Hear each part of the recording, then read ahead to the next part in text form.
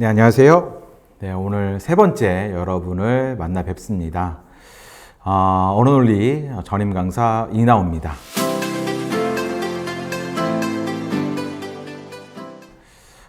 우리 첫 번째 영상, 두 번째 영상을 통해서 기출문제를 어떻게 활용하는가에 대해서 좀 많은 생각을 할 수 있는 기회를 가졌습니다. 그러면 대체 우리가 기출문제를 통해서 문제점을 진단했을 때 뭐 어떤 능력을 함양해야 되는가, 이런 부분들에 대해서 궁금하신 분들이 계시더라고요. 그래서 그 부분에서 답변을 드리는 걸로 해서 시작할게요. 어떻게 보면 굉장히 고리타분한 얘기부터 좀 시작을 해야 될 것 같아요. 언어논리라고 하는 것이 처음에 어떤 피셋의 과목으로 도입되었을 때 자명한 건 아니었어요. 사실 뭐 이미 아시는 분은 아시겠지만 상황판단이라는 과목이 처음부터 도입된 건 아니었거든요. 처음에 언어논리, 자료해석의 어떤 도입은 확정되어 있었고, 이후의 과정에서 상황판단이 어떤 과목으로 또 확정이 됩니다. 그러니까 처음부터 피셋에서 언어논리를 확정적으로 뭔가 이렇게 딱 해야겠다가 아니라 여러 가지로 검토했을 때 언어논리가 공직자로서의 어떤 그런 적성 또는 어떤 필요한 능력을 검증하는데 어떤 요구되는 시험 양식이다라고 생각을 해서 실제로 어떤 시험의 영역으로 활용이 되게 된 거죠. 그렇죠? 근데 이제 그러면 이제 고리타분한 얘기는 뭐냐 하면, 처음에 그 출제기관에서 이 영역을, 언어논리라는 영역을 왜 도입했느냐에 대해서 이렇게 밝혔습니다. 문장에 대한 이해력, 그 다음에 추론 능력, 그 다음에 표현력, 그리고 논리적인 어떤 사고력과 판단력을 측정하기 위한 영역이다, 이렇게 말을 했거든요. 굉장히 어떤 이런 부분이 나오면 교과서 같은 얘기고 재미없어 라고 생각하시지만 그게 오히려 핵심이거든요. 그러니까 문장에 대한 이해력이나 논리적인 판단 능력이라든지 추론력이라고 하는 것을 가지고 추론 능력을 측정하기 위해 했다라는 거죠. 그러니까 여러분들은 외우는 과목이 아니잖아요. 기출문제를 마치 문제행식으로 해서 운전면허 시험 보듯이 이미 만들어진 문제들을 우리가 풀어보는 거라면, 그러면 예를 들어서 많은 문제를 최대한 많이 암기를 해야 되죠. 어디서 나올지 모르니까. 근데 실제로 그렇게 어떤 역대 기출문제 중에 반복해서 출제된 경우는 없습니다. 없다고 보면, 물론 소재가 유사한 경우는 있었죠. 근데 똑같은 문제가 반복적으로 출제된 경우가 없다면 문제 자체를 암기하는 게 목적은 아니겠죠. 그럼 여러분이 배양해야 될 것은 본인의 추론 능력을 어떤 향상시켜야 될 거고, 논리적 판단 능력을 향상시켜야 될 거고, 또 어떤 문장에 대한 이해력도 향상시켜야 될 겁니다. 그래서 그런 것들을 위해서 우리가 독해 연습도 필요하고 논리적인 부분에 대한 학습도 필요한 거거든요.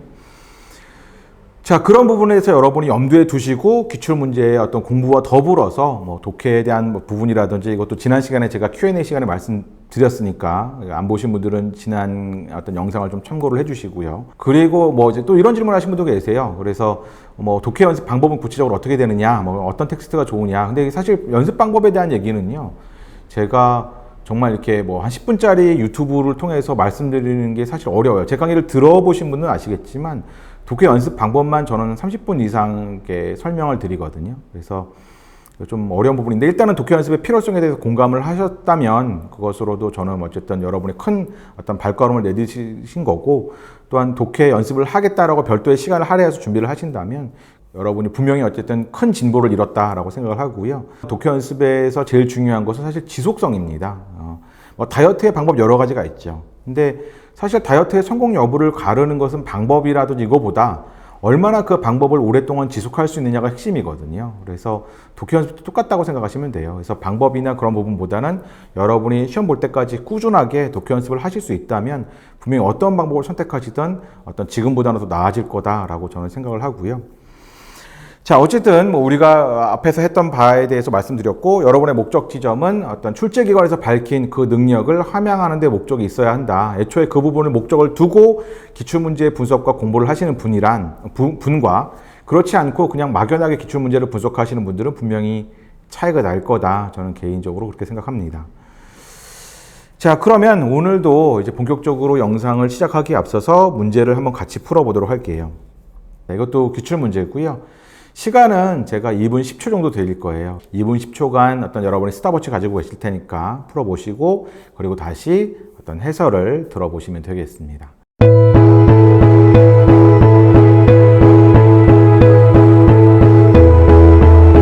자, 문제 다 풀어보셨나요?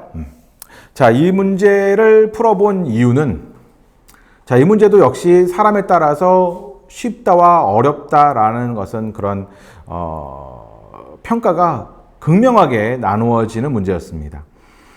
많은 분들이 이 문제가 어려운 이유를 또 독해의 어떤 그 독해력으로 환원해서 설명하시는 경우가 많은데요. 자, 결론부터 말씀드릴게요. 이 문제는요, 질문지를 읽고 출제 의도를 간파했느냐, 그렇지 않느냐가 문제의 체감 난이도는 물론이거니와 정답률도 좌우할 정도로 중요한 문제가 되겠습니다. 질문지를 보시면 다음 판결문과 양립할 수 없는 것은 이렇게 되어 있죠. 질문지가 워낙 일반적이다라고 생각하셨다면 그러면 그냥 바로 본문 넘어가고 본문 읽고 나서 바로 선택지부터 1번부터 보셨던 분들 계실 거예요. 그렇죠? 많은 분들이 시간적인 압박이 좀 있다 보니까 이런 문제 볼 때 흔히 그냥 빠르게 선택지부터 보려고 하시거든요. 근데 출제 의도를 파악하셨다면 절대 그렇게 넘어가기가 쉽지 않죠. 넘어갈 수 없습니다. 그렇죠? 판결문과 양립할 수 없는 걸 찾으려면요. 일단 판결문의 주장부터 정리하는 과정이 반드시 진행이 돼야 되고 그 다음에 판결문과 양립할 수 없는 거를 생각할 수 있거든요. 그렇죠? 자, 그러면 여기서도 판결문의 주장이 있을 겁니다. 그렇죠? 첫 번째 문단에 두 번째, 세 번째 줄을 쭉 읽어보시면 어떤 헌법을 수호하고자 하는 어떤 신성한 목적을 가진 국민의 결집이 있습니다. 거기에 대해서 필자는 어떤 판사겠죠. 판사는 어떻게 판결을 내리고 있냐면 그것에 대해서 헌법기관에 준해서 보호해야 한다라고 그렇죠? 판결을 내리고 있습니다. 그리고 나서 문단이 나눠지죠. 두 번째 문단에서 하지만 약간 다른 얘기를 함께 해요. 헌법기관에 준해서 보호해야 하는 것은 맞지만 그렇다고 해서 곧 그러한 국민의 결집을 아무리 신성한 목적을 가지고 있는 국민의 결집이라 하더라도 그러한 국민의 결집을 헌법기관 자체라고 볼 수는 없다라는 거죠. 이제 그게 핵심이 됩니다. 헌법기관에 준해서 보호해야 되는 건 맞지만 헌법기관 자체로 볼 수는 없다라는 거죠. 그렇죠? 자, 그러면 저희는 아직 선택지 안 봤습니다. 이와 양립할 수 없는 것들은 뭐가 있을까요? 이거와 양립할 수 없는 것은 첫 번째, 헌법기관에 준해서 보호할 필요가 없다. 이게 첫 번째 양립 불가능한 어떤 설명이 될 거고요. 두 번째는 뭐죠? 바로 헌법기관으로 간주할 수 있다.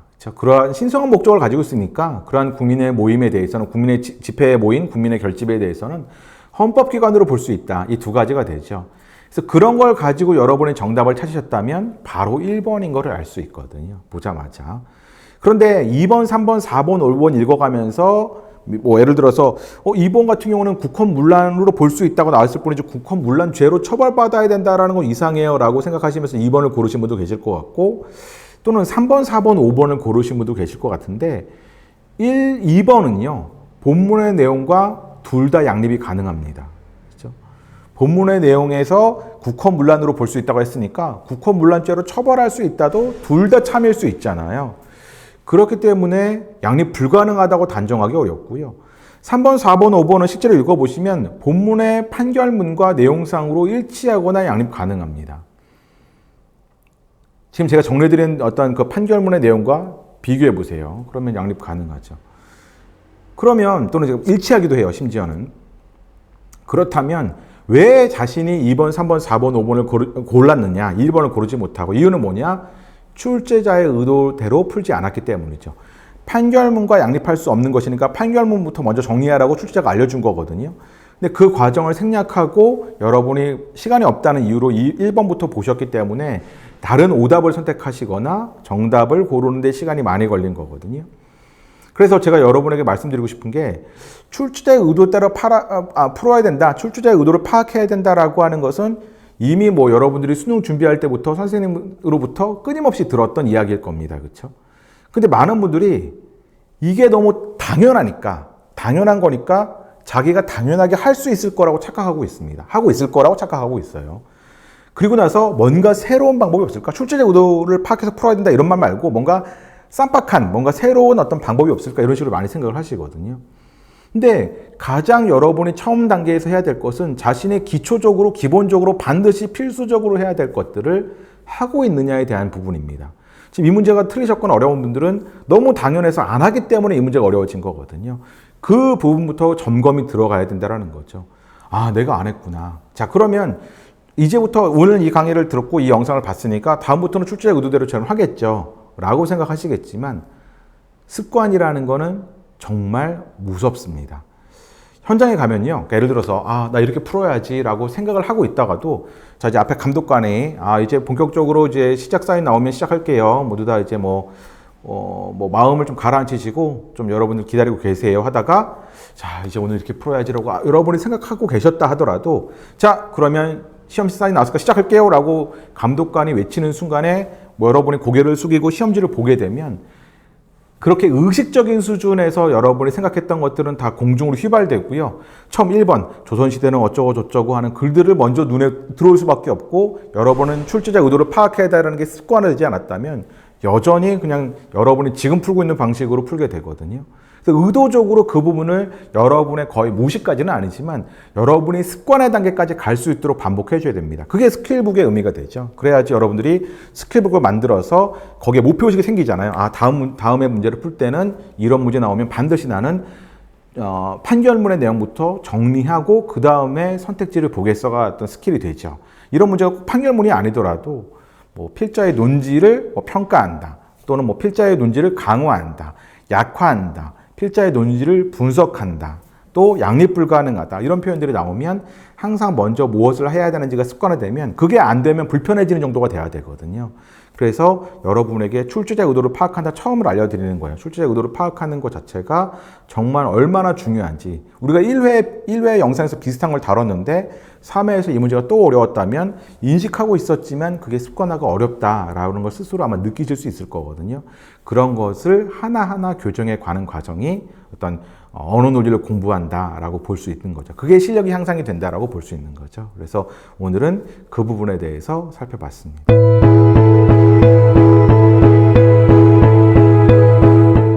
막상 시험장에서 문제를 풀다 보면 문제 푸는데 급급해서 출제 의도를 생각을 못하는 경우가 많은데 반드시 출제 의도를 고려를 해서 모든 문제를 접근을 해야 되는 건가요? 일단은 문제를 푸는 거에 급급해서 당연히 출제 의도를 파악하는 게 어려움이 있다, 안 하고 넘어가는 경우가 있다는 말씀이신 거잖아요, 그렇죠? 근데 이전에 지금 방금 전에 영상에서도 말씀드렸지만 이게 완벽하게 습관화가 돼서 마음에 불편함이 되는 정도를 넘어서 당연하게 그렇게 되는 수준으로 연습을 하셔야 되거든요. 그러니까 단순하게 다음 글의 내용과 부합하는 것은 다음 글의 내용과 일치하는 것은 다음 글로부터 알 수 있는 것은 이런 문제는 사실 출제 의도라는 게 딱히 파악해야 되는 것이 없지만 그런 문제의 비중이 절대 다수가 아닙니다. 절반 정도 이상이 출제 의도가 분명히 드러나는 별도로 지문을 읽으면서 파악해야 될 것, 수행해야 될 것들이 있거든요. 그걸 출제 기관에서는 굉장히 상세하게 알려줍니다. 제가 내는 문제보다도 훨씬 더 좀 상세하게 알려주는 편인데 그런 부분들을 수행을 해야 문제를 풀 수 있고 쉽게 문제가 풀리거든요. 정확하게 풀 수도 있고요. 그래서 연습하는 단계에서 시간이 좀 더 걸린다라는 거에 대해서 너무 두려움을 갖지 마세요. 예를 들면 우리가 이제 자전거 같은 거 처음 탈 때 굉장히 어쨌든 여러 가지의 동작들을 한꺼번에 하려다가 굉장히 복잡해지고 어려워지는 경우들을 아마 느껴보셨을 거예요. 그래서 자전거 처음 타는데 보면 페달을 밟아라, 균형을 잡아라, 정면을 봐라, 그 다음에 핸들을 꼭 잡아라, 이런 여러 가지의 어떤 신경 쓸 것들을 동시에 여러 가지를 해야 되니까 이거 다 어떻게 하라고? 라고 하면서 짜증이 났던 기억도 있으실 텐데 근데 어느 순간이 되면 그것이 하나로 융합이 되고 그 다음에 나중에는 심지어는 그래서는 안 되지만 어쨌든 전화 통화를 하면서도 자전거를 탈 수 있게 되잖아요. 그래서 여러분들이 처음에 시간이 많이 걸린다 하더라도 항상 그 출제자 의도를 갖다가 약간 끊고 출제자 의도를 파악하고 그 다음에 중심 내용을 도출하고 그 도출이 안 되면 또 넘어가지 않고 이런 식으로 어떤 구분 동작이라고 말을 할게요. 그래서 그런 과정을 구분해서 하나씩 진척을 시켜 나가시고 그런 것들이 습관화될 때까지 계속 반복을 하시다 보면 분명히 어느 순간에는 그게 자동화가 돼서 굳이 그걸 의식하지 않아도 되고 또한 생각보다 그렇게 시간이 지연되거나 하지도 않을 거고요. 오히려 선택지를 판단하는 시간이 짧아지거든요. 그래서 그렇게 보시면 될 것 같습니다. 그래서 습관화하는 과정이 되면 분명히 그런 문제점들은 극복이 될 수 있다라고 말씀드릴게요. 선생님 강의를 듣고 나면 이런 출제 의도에 관한 문제들의 해결이 가능할까요? 일단은 뭐 저도 뭐 장사를 하는 강사니까 당연히 어떤 강사는 그런 부분들을 보여줘야 돼요. 사실 그런 부분들을 보여줘야 되고요. 각 문제 유형에 따라서 어떤 출제 의도라는 게 어떤 식으로 구성이 되고 또 그것에 대해서 적절한 풀이는 어떤 거고 어떤 갖춰야 될 어떤 능력이나 과정들은 이런 것들이고 보여줘야 되는 것도 분명하지만 저는 이런 말씀 드려요. 제가 만약에 어쨌든 간에 그냥 뭐 강의만 파는 어떤 목적을 가지고 있다면 제 강의로 모든 것이 해결될 수 있다라고 말씀을 드릴 겁니다. 근데 제 강의에서는 여러분이 해야 될 것들, 그 다음에 여러분이 어떤 이런 것을 봐야 할 것들을 보여드릴 수는 있지만 그것들이 여러분에게 습관화가 되고 체화가 되고 여러분의 것이 되려면 분명히 많은 반복이 필요합니다. 그래서 무조건 기출문제를 많이 푸는 게 아니라 내일은 2020년 거 풀어볼 건데 내가 어제 배운 것들 중에 어제 알아낸 것들 중에 이런 어떤 방법들은 내가 반드시 해봐야겠다라는 의식을 가지고 그 기출문제를 푸신 분하고 오늘은 몇 점 나올까 이런 어떤 일반적인 생각을 가지고 문제를 보시는 분하고 분명히 다를 거거든요. 그래서 오늘은 좀 시간이 더 걸리더라도 그러한 어떤 구분 동작을 가지고 어떤 생각을 하면서 문제를 풀어야겠다 생각을 하시면 분명히 그런 부분들이 서서히 한 번에 체화되는 건 아니지만 서서히 체화되면서 내 것이 되거든요. 그래서 그런 과정들이 여러분에게 어떤 필요하다. 그래서 강의도 중요하지만 강의만으로 모든 것은 되는 것은 아니고 여러분들이 강의에서 배운 것들 또 혼자 알게 된 것들 선배나 동료로부터 배운 것들을 자기의 것으로 완벽하게 그게 그 선배가 얘기한 게 아니야. 그 방법이 이나우 강사가 얘기한 게 아니야. 내가 원래 그렇게 풀었어가 될 정도로 자기의 것으로 만드는 체화 과정이 진행이 돼야지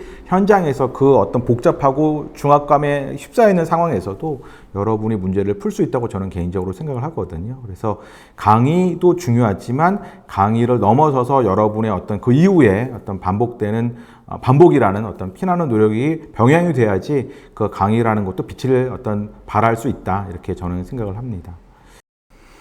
자, 오늘 영상은 여기까지 하고요. 우리 또 다음 영상에서 여러분 또 재미있는 어떤 또 새로운 이야기로 또 찾아뵙도록 하겠습니다. 그럼 우리 다음 영상에서 만날게요. 여러분 고생 많이 하셨습니다. 지금까지 이나우였습니다. 안녕.